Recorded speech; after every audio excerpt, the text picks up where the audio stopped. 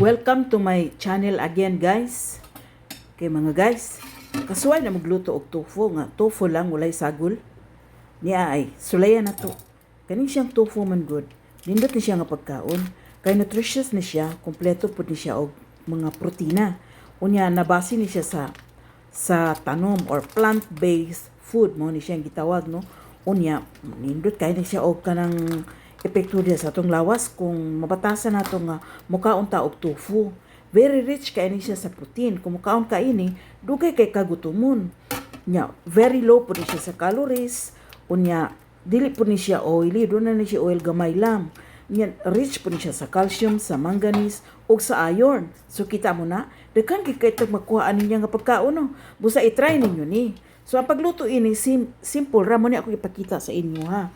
Unya na kanindot pagid ani kay kung naa kasi kasing-kasing nindot ni niya kanunay nimong kaunon kay kuan man siya sa makapababa man siya sa bad cholesterol kana bitong gitawag nga LDL o bad cholesterol na siya iya nang ipaubos unya protection po ni siya sa cancer, no.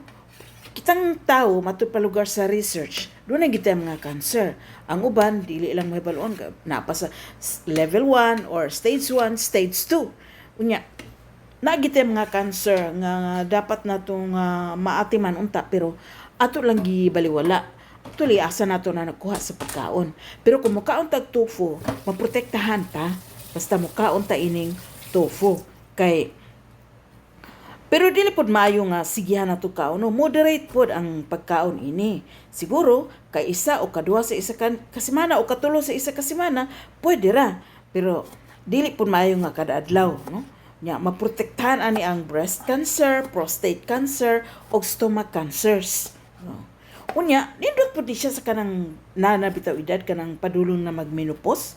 Nindot pod ni siya kay ngano kaning soy iflavones very rich rin siya sa phytoestrogens nga makamimik sa iyang estrogen diya sa atong lawas ug makapamino sa ato ang menopausal symptoms kana bitang sama ng hot flashes o kanang mood swings. So dili lali guys kana bitang pinupos ka kay nakaagi giko ana digi ka kasabot sa imong gibati magsige kag igang paningot unya ra ba bisag magabi bisag maadlaw bisag naka aircon ka grabe nga flashes gid sa imong singot nga naa gid siya permi gaagas no nga singot unya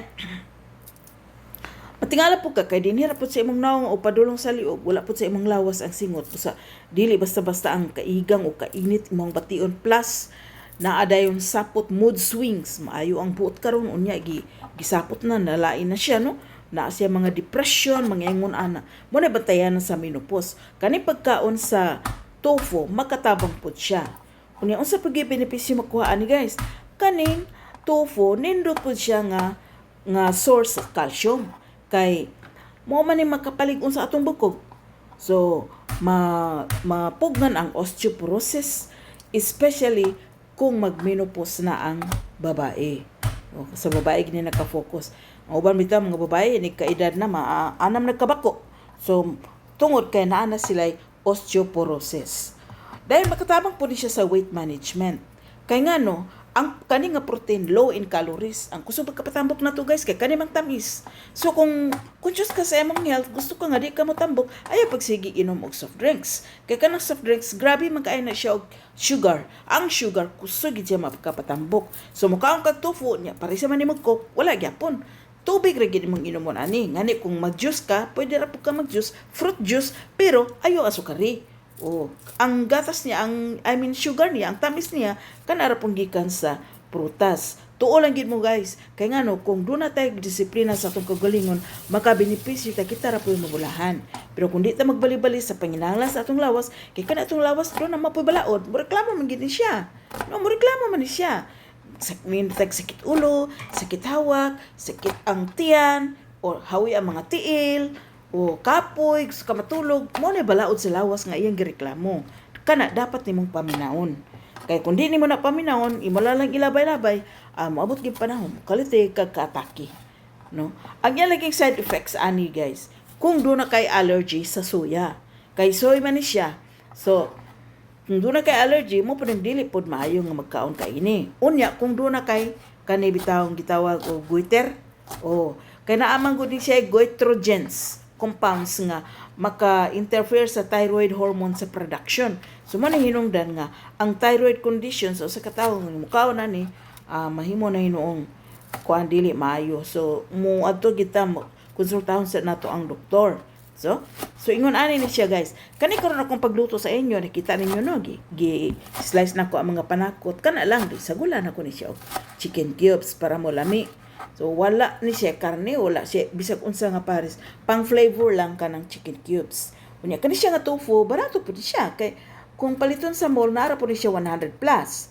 Nakaron kay di man na nimo mahurot nga diha dayon. So mainit-init pa rin mo na sa sunod nga kaon. So budget gyapon, no? Budget gyapon siya. So, kita nimo kana pa akong gigamit anak pagluto, olive oil na siya guys. O nakita niyo na ay ahos. Nya gidaghanan ako ahos. Kay kani pong ahos nindot pa nagipito sa lawas. O gigamitan ako na 5 man siguro na kahos nga dagko.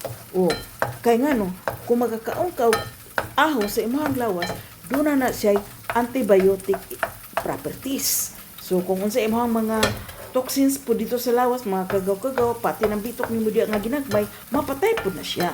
No? So dako kay siya og mabuhat sa atong lawas. So kani siya dili lang ni siya ordinaryo nga luto guys, kundi naa pa gid siya tips para sa atong himsog nga panglawas. So karon ako nang gilunod ang sibuyas bombay. Pagkasunod ana, supposedly akong gilunod dalimtan ginana ko guys paglunod ang chicken cubes. Iapil na lang unta nako diha ang chicken cubes ug ang kamatis. Unya kay gibungaw man ko kay kani man pud akong amiga kay magsige man pud panawag. So mao nang magka-distract ako ni sunod sa sunod na libog ni gidinon ako. Pero anyway, maora man gyapon ang kwentaha. So kita ninyo nya slow hit lang pud na siya, wala pud ako gipagod kay para bitaw dili mapagod ang ahos. Akong giprotektahan kay gusto ko nga mukaon sa ahos nga wala siya napagod para ang iyang nutrients na gyapon. So kana akong gisunod mo nang sibuyas nga dambuhala guys. Ambot lisod naman po ni tao ni sibuyas ang gagmay karon. Tubang Bisaya nga sibuyas ba? Makita na ko sa mall, sa palengke kay kana naman mga dagko nga sibuyas. Napalit ako na siya sa Divisoria. Niatod ko sa Manila guys. Kani sa diri sa Manila kung di po ka kaantigo bitaw og luto sa mga pagkaon magsali ka diha sa mga kananan, dili gid siya safe guys. Mo advise gid ko magluto gid ta og ato. So pagkahuman na to ang nagluto kung daghan ra, ibutang ra man na siya sa freezer, di ba? Unya pag kuan pod, kung gusto na nato kaunon, ipagawas nato siya mga 3 hours before ka magkaon. Dahil nimo initon sa microwave or sa stove, ibalik nimo og luntod. So mo na tong tofu guys. Ako na nang gi-slice. No? So kani adto dili kay ko kabaloan og luto unsaon. Pero sa ngadto ako namatikdan nga ingon anion ra man di ani ang tofu, igo ra siya gisahon. Pwede po nimo na siya sa bawon. Pwede po nimo siya sa ulag manok. Pwede po nimo na siya isagol sa kanang pansit, no? Or bisag unsa asa na siya ibutang wag na siya problema kay ang tofu protein siya, very rich in protein. Ngani sa uban gigamit na siya nga instead nga karne ang tofu ilang gikaon kamura mo gud siya karne. So kung gusto ka og karne, unya bawal ang karne kay galikay-likay puta tungod sa atong high blood, pag tofu na lang kay makadaginot pa ka, healthy pa gyud. O ako na gipatunga na lang ang kuan, ang chicken cubes. So kana mag-flavor, di nagig ko mag-asin ana guys. Kay di man maayo og mag-asin kay kana lang gamay ra mo siya, di ba? Nakita ninyo gamay ra na siya. So ako na siya gibutang og chicken cubes. Kana chicken cubes na na siya asin. Sang dili na ko asin chicken cubes ra ko gibutang. So ito, so ato na natakluban, pasagden na ito, i-slow heat lang na nato siya pagluto. Then after ana, maluto na din siya. Okay. So karon luto na siya guys. Actually ako na siya gipalong na lang kay nako bisita ba. So pag kaluto na akong gibalikan pagkuha na sa kong bisita, mo na hitsura. Then kuan na kanang ako na lang siyang gi-mix pag ayo tungod atong gibutang nako sa tunga nga chicken cubes nga sure gid pud nga nalanay na gito. Yeah. So karon atong testingan og tilaw kung unsay lami ini. Tilawan na to be, tilawan na to. Kita na to no. O tilawan na to be. Lami oy. Lami gid siya guys. So mo ni siya guys. Tofu, makadaginot na ka, dili kay ka magastuhan, lami na nga pagkaon. Salamat sa pag-watch. Salamat po sa pagpaminaw kay kani alang ni sa kaayuhan sa atong panglawas. Bye-bye!